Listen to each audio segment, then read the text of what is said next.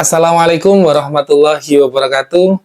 Halo teman-teman, ketemu lagi dengan kami dalam channel Kabar Baik.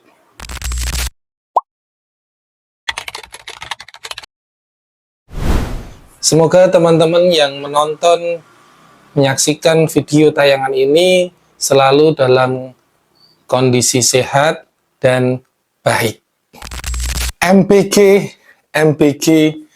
dan MBG. Buat teman-teman, kira-kira apa yang terlintas dalam pikiran dan benak teman-teman ketika mendengar kata MBG? Pusing, gregetan, atau gimana ekspresi yang dikeluarkan ketika mendengar kata MBG? Eits, tahan dulu jawabannya. Buat teman-teman, jangan lupa subscribe, like, dan share ke teman-teman video tayangan ini agar channel ini bisa berkembang lebih baik dan bermanfaat lebih luas. Kalau menurut teman-teman, program MBG itu gimana sih? Atau apakah benar-benar program atau agenda MBG itu benar-benar membantu masyarakat secara efektif, membantu rakyat? Kalau kita kalau kita bicara tentang MBG, makanan bergizi yang saat ini lagi viral-viralnya, sejak kapan toh kita itu disuruh makanan bergizi itu? Jadi di sini saya ingin mengajak teman-teman untuk berpikir, kita lempar dulu pikiran kita ke zaman dulu, bahwa sejak kapan kita itu dianjurkan untuk makan makanan bergizi. Menurut sumber yang saya baca, bahwa kita dianjurkan untuk makanan bergizi itu sejak, atau muncul makanan bergizi, istilah makanan bergizi itu sejak tahun 1930. Itu di era zaman kolonial Belanda. Akhirnya berkembang para ilmuwan Indonesia, para intelektual Indonesia, muncullah seperti Bapak Purwosudarmo. Di era tahun 1950, beliau akhirnya diberi gelar Bapak Gizi Indonesia, yang dimana intelektual Indonesia itu juga riset dari luar negeri, dari barat, mengambil kata istilah gizi itu. Belanda, istilah gizi itu setelah mereka, orang-orang barat itu meneliti yang namanya nutrisi, vitamin yang terkandung dari beberapa makanan. Dan di sini di Indonesia itu meriset juga dari atas dasar memang dari kesehatan, dari nutrisi tersebut, dari makanan dan sebagainya. Akhirnya muncul dari Bapak Gizi Indonesia lewat Bapak Purwosudarno di tahun 1950, menjadi 4 sehat 5 sempurna, dan di situ kita dikenalkan gizi.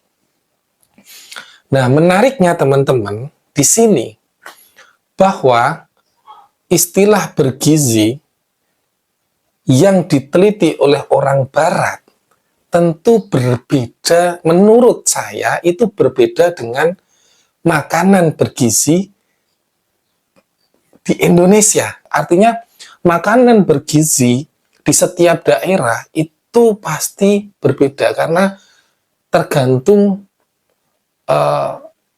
istilahnya, kalau manusianya itu lahir di mana. Misal di Indonesia, makanan bergizinya Indonesia itu ya seperti ini, seperti ini. Eropa, Amerika tentu punya makanan yang bergizi yang berbeda. Atas dasar, yaitu tadi, ada budayanya, cuacanya, itu pasti berbeda. Jadi nggak bisa digebuk rata, disamaratakan bahwa makanan bergizi harus seperti ini, harus sesuai Amerika, harus sesuai Barat. Itu nggak bisa.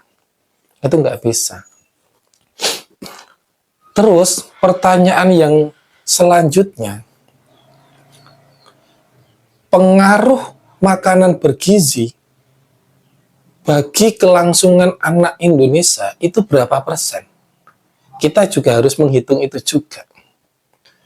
Terus kita juga harus bisa berpikir bahwa apakah nenek moyang kita, pendahulu kita yang kita kenal sebagai intelektual, sebagai pejuang, sebagai yang sangat-sangat pintar, apakah beliau-beliau itu juga mengkonsumsi makanan bergizi yang sekarang yang lagi viral, yang kalau kita tahu 4 sehat 5 sempurna. Apakah juga seperti itu? Tentu tidak. Saya yakin itu tentu tidak. Oleh karena itu, berapa persen sih 4 sehat 5 sempurna? Makanan bergizi itu berapa persen sih yang pengaruhnya terhadap anak bangsa, terhadap diri kita? Itu kita juga harus bisa mengkalkulasi agar kita tidak terjebak bahwa makanan yang kita asup, makanan yang kita konsumsi untuk anak, untuk kita sendiri itu harus seperti ini. Jangan seperti itu. Kalau kita seperti itu, kita akan susah sendiri. Itu bahkan kalau di dalam kehidupan nun sewu, mohon maaf, kehidupan di pondok pesantren yang melahirkan banyak-banyak kiai besar, ulama besar, mereka malah justru makanannya yang dikonsumsi itu sangat bertolak belakang dengan era sekarang. Makanan yang disebut bergizi itu. Tapi nyatanya juga pintar-pintar. Nah, di sini bukan saya ingin menabrakkan. Cuman kita agar, saya hanya, di sini saya ingin mengajak, terutama buat orang tua, agar punya cara pandang tidak tergantung banget, tidak terlalu, bergantung pada bahwa makanan itu harus seperti ini, seperti ini, seperti ini. Dan tentu semoga untuk para wakil-wakil rakyat yang di sana, di pusat, sedang ya katakanlah memikirkan rakyat katanya, itu juga harus tahu ini. Lawang dulu eramu aja, era bapak-bapak ibumu itu enggak makanan seperti ini. Kenapa kita harus terlalu seperti itu?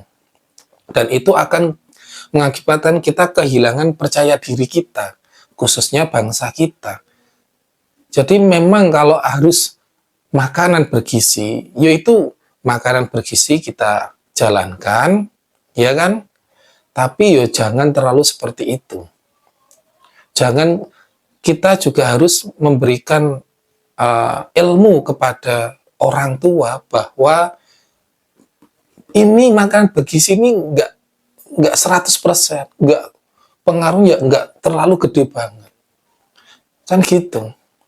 Agar anak-anak kita, orang tua kita itu juga punya pandangan yang baik. Karena apa? Yang terjadi akhir-akhir ini, yang viral, yang waduh, MBG, ini benar-benar apakah membantu? Itu repot. Kita juga sedih ketika melihat kabar dari sekolah ini, sekolah itu, sekolah sana, keracunan. Itu gimana? Ini kita belum bahas masalah teknisnya. Caranya harusnya seperti apa? Jadi saya hanya ingin mengajak bahwa seberapa penting sih makanan bergizi untuk kita? Penting mana makanan bergizi dengan biaya pendidikan? Nah, ini kita harus juga berpikir, terutama saya mengajak orang tua milenial, orang tua yang mungkin tidak bisa tidak bisa mendapatkan informasi yang lebih jernih terkait tentang makanan bergizi. Dan harapan saya menyampaikan ini agar generasi muda juga para orang tua itu tidak kehilangan kepercayaan diri bangsa kita, bahwa dulu ini loh, bahwa dulu itu pendahulu kita itu nggak ada yang makanan seperti ini, nyatanya juga sukses. Artinya berarti di situ ada keterlibatan lain yang berpengaruh lebih dibanding makanan bergizi. Dan menariknya lagi teman-teman, kata gizi, istilah gizi itu berasal dari kata bahasa Arab, yaitu ghidha, yang artinya makanan atau nutrisi. Kalau dalam kamus KBBI, kalau dalam kamus bahasa Indonesia, itu adalah makanan atau zat yang mengandung nutrisi untuk kesehatan badan agar tumbuh kembang lebih baik. Itu seperti itu. Nah, seperti yang tadi saya sampaikan di awal, bahwa berarti makanan bergizi, ya kan, makanan bergizi, saya tadi kan bilang bahwa tentu makanan bergizi dari Amerika, Eropa, Asia, Indonesia itu pasti berbeda karena di situ ada pengaruh atau apa ya? Ada pengaruh dari cuaca, ketahanan tubuh setiap daerah itu berbeda. Artinya di situ ada budaya dan agama yang masuk.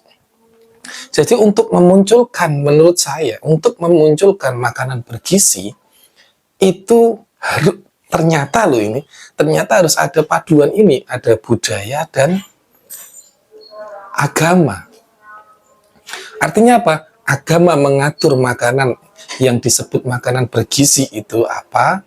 Budaya itu di setiap daerah, setiap negara pasti punya kalau dalam bahasa Indonesia kan kamusnya itu makanan pokok yang berbeda-beda, menyesuaikan ketahanan tubuh di setiap daerah. Harusnya berarti untuk mencetuskan makanan bergizi itu kita harus berelaborasi, harus diskusi. Orang-orang kesehatan itu harus berdiskusi juga dengan ahli agama. Jadi enak ketika kita mau mengeluarkan makanan bergizi itu seperti apa, dari budayanya seperti ini, setiap daerah, misal dari daerah Madura makanan pokoknya apa, dari daerah Jawa makanan pokoknya apa, daerah Papua kan ada sagu, Madura ada jagung, nasi jagung itu, nasi dari Jawa mungkin padi itu akhirnya jadi beras terus jadi nasi. Itu nanti dielaborasi terus diberikan pengertian dari segi kesehatan masuk harus seperti ini, yang hubungannya sehat itu kesehatan, agar makanan pokok itu sehat. Ketika petani merawat tanaman-tanaman pokok seperti padi, sagu dan sebagainya, harus kadar kimianya segini, harus seperti ini, akhirnya nanti tumbuhannya jadi tumbuh sehat. Akhirnya di situ perlu ahli bidang pertanian ikut diskusi, dari farmasi kesehatan ikut diskusi, agama mengatur makanan yang bergizi itu gimana. Kalaupun kita makan makanan bergizi tapi berlebihan, ya kan, berlebihan sampai makanan nggak ada aturan, akhirnya itu juga nggak baik kalau ditinjau dari agama. Agama masuk, makanan yang sehat itu seperti apa, dianjurkan dari setiap agama pasti punya panduan masing-masing, terus dicari jalan tengahnya. Harusnya menurut saya itu seperti itu sebelum kita ngomong masalah teknis MBG itu. Nah, ini harapan saya, himbauan saya ini kepada Bapak, Ibu, orang tua milenial, orang tua muda, agar punya kepercayaan diri mengingat atau merespon dari MBG yang viral kali ini. Jujur, kalau saya sendiri juga rasa khawatir. Ini anak saya mau dapat makanan bergizi kok khawatir. Itu kan berarti ada sesuatu yang aneh. Harusnya kan yang namanya anak atau sekolah dapat makanan bergizi itu orang tua seneng, guru seneng, tapi yang ada ini malah orang tua itu sok dak-dikduk, khawatir, sebab yang terjadi seperti itu. Bukan malah menambah sehat, malah keracunan. Nah, ini gimana ini? Nah, ini kita belum ngomong masalah teknis, mungkin setelah tayangan ini, kita akan bahas MBG part 2, part 3, dan sebagainya. Seperti itu, semoga tayangan ini bermanfaat buat teman-teman dan menjadi kabar baik buat semuanya. Terima kasih, semoga menginspirasi dan bermanfaat buat kita semua. Assalamualaikum warahmatullahi wabarakatuh.